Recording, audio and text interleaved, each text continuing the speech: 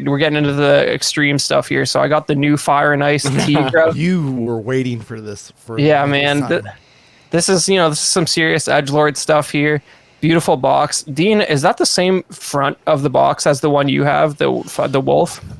It doesn't even say the figure name on the front, actually. The box is, but it looks the same. Yeah, it probably is. But beautifully displayed when you open the box. There, you got some photography from 1/6 shooter right there, if I'm not mistaken. Trevor Williams, right in on the packaging there. And here's a few shots I took.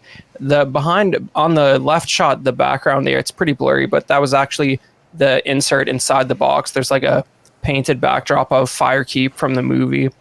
And the Panther is a static piece pretty much, except for the head, but the open mouth head, the jaw is articulated. It's kind of nice.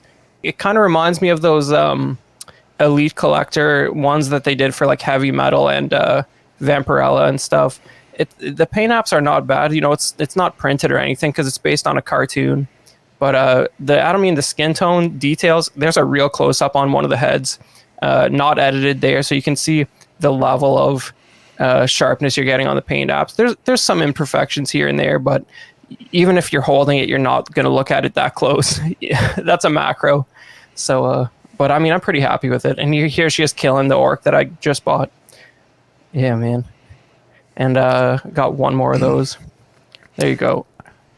The only thing I would change on this figure is adding a hip swivel. Yeah, I think they're like, I didn't take too many shots from the back, but I think they were just worried about messing up a specific visual. I think that's all it came down to, man. Yeah. So they sacrificed articulation for to keep clean lines. Yeah. Yeah. And there's no foot pegs. There's no peg holes on the feet either. So like, it's a challenge to do much with, really. Yeah, that's my biggest complaint about the what's his name? The Dark Wolf. Dark Wolf. There's no bicep swivel or thigh swivel. And so some poses look kind of goofy when you're trying to get them to look a certain way. Yeah. But I don't know. Can you roll it? Figures. Can you, Sean, can you roll back to I have a shot of like the tray with all the parts near the beginning. Can you pull that up for a sec? Yeah. So like here you can see, there's 3 different sets of hands. One of the hair is more like resting naturally, and the other one is sort of blowing back, and that gives you a little more articulation on the arms. And there's a knife and just a sharp stick and a spear. But and then 3 different heads, and like one is like happy, one is neutral, one's kind of aggressive.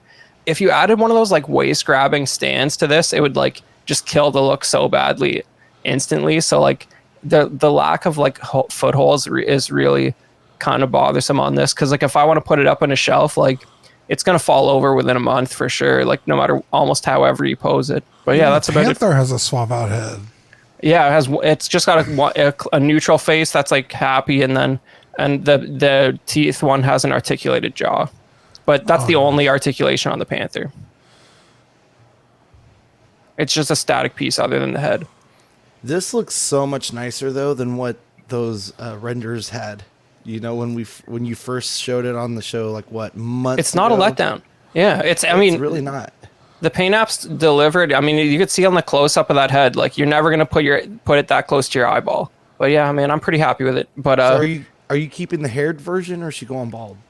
I just want to show you what the head looked like, bro. You can see the lines. That's I don't know what you can see there's a little bit of a mess up on the left eye there, but like you're never looking at it that close.